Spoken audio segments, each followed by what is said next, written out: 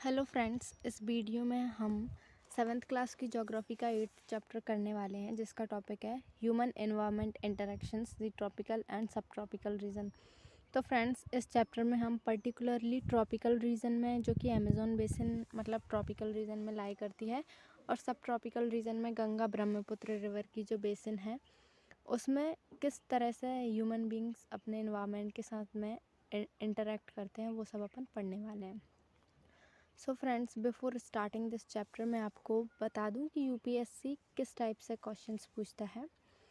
तो आप जो स्क्रीन पे आपको ये क्वेश्चन दिख रहा है, आप इसे पहले पढ़ लीजिए। अगर आपको इसका आंसर आ रहा है तो वेल एंड गुड, आप उसका आंसर कमेंट बॉक्स में लिख सकते हैं। और अगर आपको आंसर नहीं आ रहा है तो वीडियो के लास्ट में मैं आपको इसका करेक्ट आंसर बता दूँगी। सो इस चैप्टर को स्टार्ट करते हैं फ्रेंड्स, अमेज़न बेसिन की लोकेशन के साथ में। तो जो अमेज़न बेसिन है वो ट्रॉपिकल रीजन में इक्वेटोरियल मतलब जो ट्रॉपिकल रीजन है उसके इक्वेटोरियल पार्ट में, जो कि 10 डिग्री नॉर्थ से 10 डिग्री साउथ तक है, उसमें लाई करता है। और जो अमेज़न बेसिन है वो मतलब अमेज़न रिवर के साथ साथ में उसकी बहुत सारी ट्रिब्यूटरीज से मिलकर बना है।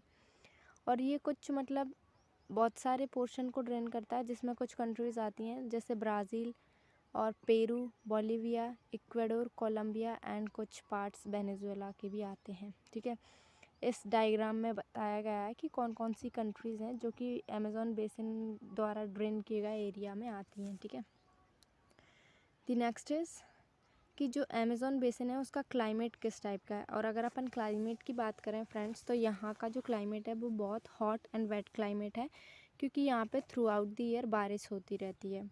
यहाँ की नाइट और दिन में बहुत ज़्यादा ह्यूमिडिटी होती है, और दिन का टेम्परेचर तो फिर भी ठीक ठाक होता है, लेकिन नाइट में टेम्परेचर फॉल हो जाता है, कम हो जाता है, लेकिन ह्यूमिडिटी होती है वो बहुत ज़्यादा होती है। ठीक है, और यहाँ पे जो बारिश होती है वो ऑलमोस्ट हर दिन होती है।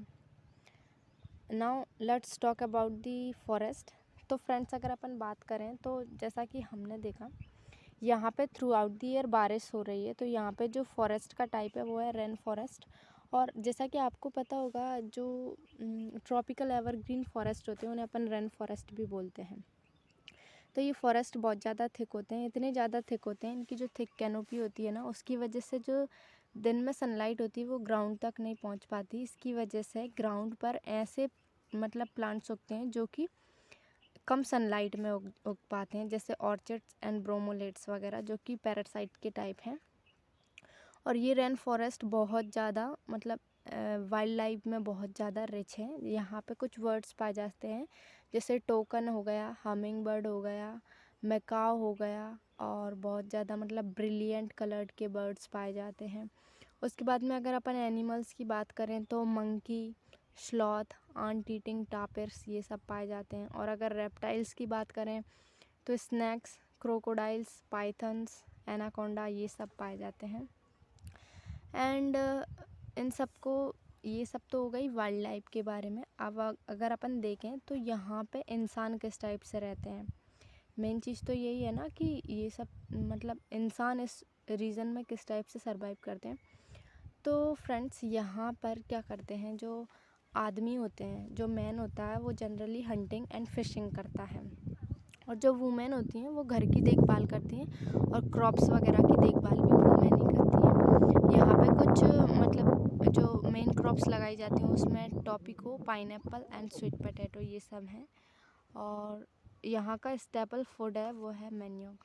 फ्रेंड्स, यहाँ पे जो एग्रीकल्चर की जाती है उसे अपन बोलते हैं स्लैश एंड बर्न एग्रीकल्चर, जिसे हम शिफ्टिंग कल्टीवेशन भी बोलते हैं। इसमें क्या होता है, इसमें सिंपली पहले फॉरेस्ट के एक एरिया को कवर किया जाएगा, देन उसको बर्न किया जाएगा, फिर मतलब जो राख वगैरह अपन को मिलेगी एशेस, वो बहुत ज़्यादा फर्टाइल होती हैं, उन पे सीड्स वगैरह बोए जाते हैं, और फिर कुछ साल बाद उसकी जैसे फर्टिलिटी लूज़ हो जाएगी तो उस जगह को ऐसा ही मतलब में फैलो लीव कर दिया जाएगा, खाली छोड़ दिया जाएगा। उसके बाद उस पे प्लांट्स ग्रो हो जाएंगे, तो दोबारा वहाँ पे फॉरेस्ट बन जाएंगे। तो इस टाइप से इनकी जो एग्रीकल्चर वो एक सस्टेनेबल टाइप की एग्रीकल्चर हो जाती है, मतलब फॉरेस्ट को भी रिकवर होने का टाइम मिल रहा है और वो लोग भी अपना एग्रीकल्चर कर रहे हैं।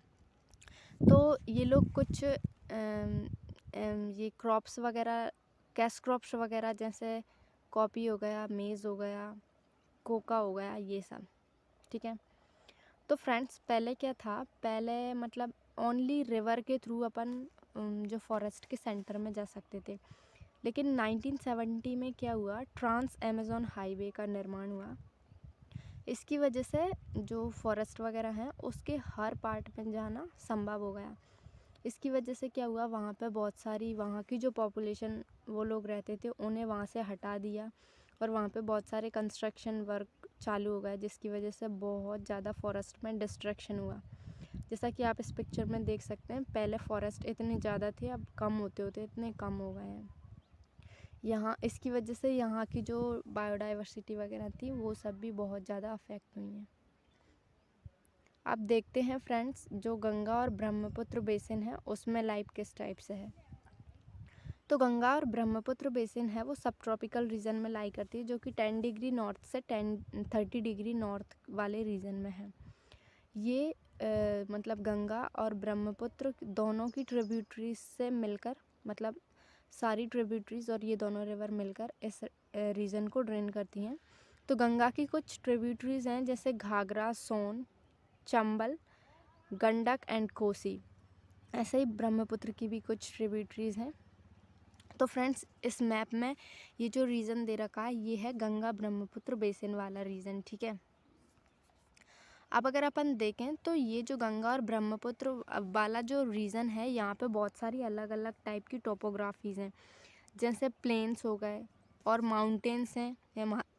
हिमालय की जो फोटेल्स है वहाँ पे माउंटेन्स हैं, और जो प्लेन्स हैं उनमें ऑक्सबो लेक्स हैं। ठीक है। तो इस टाइप से बहुत सारे यहाँ पे फिज़िकल फीचर्स पाए जाते हैं। और यहाँ पे जो क्लाइमेट डोमिनेट करता है वो है मॉनसून टाइप ऑफ क्लाइमेट, क्योंकि फ्रेंड्स अपन जानते हैं कि जो इंडिया है उसमें उसका जो क्लाइमेटिक टाइप है वो है मॉनसून टाइप, और गंगा ब्रह्मपुत्र बेसिन भी इंडिया में ही लाई करती है, तो वहाँ का जो क्लाइमेट है वो भी मॉनसून क्लाइमेट है। तो जो मॉनसून होता है वो बारिश आती है, मतलब मॉनसून के उसमें बारिश कब आती है, मिड जून से मिड सितंबर तक। और यहाँ पे जो समर होते हैं वो हॉट होते हैं और विंटर्स कूल होते हैं। सिमिलरली अगर अपन देखें फ्रेंड्स, तो जो गंगा ब्रह्मपुत्र वाले रीजन है ना, वहाँ की डिफरेंट टोपोग्राफी होती है, वो पॉपुलेशन के डिस्ट्रीब्यूशन को बहुत ज़्यादा अफेक्ट करती है। जैसे अपन देखें तो यहाँ के जो प्लेन वाले एरिया हैं वहाँ पे पॉपुलेशन ज़्यादा रहती है, क्योंकि एक तो वहाँ पे फर्टाइल लैंड है, दूसरा क्रॉप वगैरह को उगाने के लिए बहुत ज़्यादा लैंड अवेलेबल है, हाउस बनाने के लिए भी, और सपोज़ जो ट्रांसपोर्ट और फैक्ट्रीज़ वगैरह होती हैं ना उनके डेवलपमेंट के लिए भी वो प्लेन एरिया बहुत ज़्यादा सूटेबल है। ठीक है। यहाँ पे प्लेन एरियाज़ में कुछ मेन क्रॉप्स हैं जैसे बीट हो गई, मेज़ हो गए, शोरगम, ग्राम, मिलेट्स ईटीसी, और कुछ कैश क्रॉप्स हैं like sugar cane and jute. और यहाँ पे फ्रेंड्स बनाना का भी प्लांटेशन किया जाता है और सिल्क का प्रोडक्शन भी किया जाता है, मेनली बिहार और असम में ज़्यादा होता है। और फ्रेंड्स जो वेस्ट बंगाल और असम है वो टी के लिए बहुत ज़्यादा फेमस है, यहाँ पे सबसे ज़्यादा टी का प्रोडक्शन होता है। यहाँ पे जो फॉरेस्ट का टाइप है वो है ट्रॉपिकल डेसिडियस फॉरेस्ट, और जिसमें जो मतलब मेन ट्रीज़ हैं वो है टीक, साल एंड पीपल। ठीक है। और यहाँ का जो डेल्टा रीजन है वहाँ पे मैंग्रोव फॉरेस्ट डोमिनेट करते हैं, वाइल जो उत्तराखंड, सिक्किम और अरुणाचल प्रदेश ये बहुत ठंडे रीजन है, तो यहाँ पे जो वेजिटेशन का टाइप होता है ना उसमें पाइन, देवदार और चिर आते हैं, क्योंकि फ्रेंड्स यहाँ का जो क्लाइमेट होता है ना वो बहुत ज़्यादा ठंडा हो जाता है, क्योंकि ये एरिया बहुत ज़्यादा हाई लैटिट्यूड पे है, दैट्स वाई। और इस बेसिन में जो मेन एनिमल वाइल्ड लाइफ पाई जाती है उसमें है टाइगर्स, एलिफेंट्स, डियर्स, मंकीज़, ये सब कॉमन है। और एक सींग वाला जो गैंडा होता है जिसे अपन बर्न हॉर्न राइनोस बोलते हैं वो भी पाया जाता है। और साथ ही साथ यहाँ पे बंगाल टाइगर और क्रोकोडाइल्स भी पाए जाते हैं। और फ्रेंड्स जो एक्वेटिक लाइफ होती है ना वो तो यहाँ पे बहुत ज़्यादा मात्रा में पाई जाती है, क्योंकि अगर अपन देखें तो एक तो ये गंगा ब्रह्मपुत्र रिवर दोनों रिवर्स हैं तो इनमें तो मछलियाँ वगैरह होंगी, साथ ही जो बे ऑफ बंगाल है उसमें भी बहुत सारी एक्वेटिक लाइफ की वैरायटीज़ मिलती हैं, जैसे जो मेनली जो राहू, कतला और हिल्सा फिश हैं वो सब यहाँ पर पाई जाती हैं। और इस रीजन के जो लोग होते हैं ना उनका राइस और फिश ये इनकी स्टेपल डाइट है, मतलब ये बहुत ज़्यादा मेन है यहाँ के लोगों के लिए।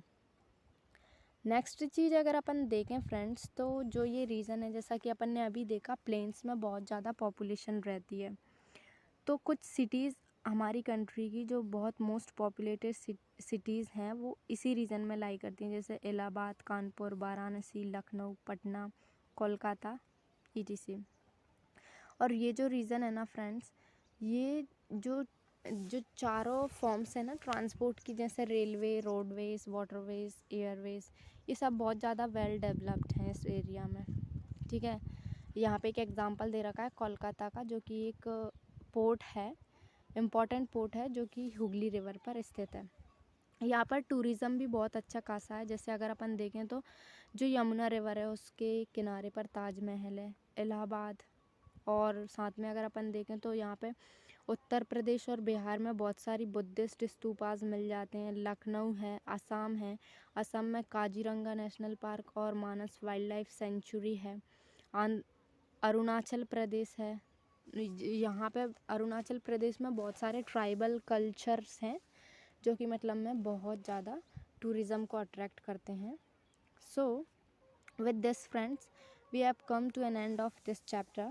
See you soon in the next video. Until then, keep study and do subscribe my channel. Thank you for watching.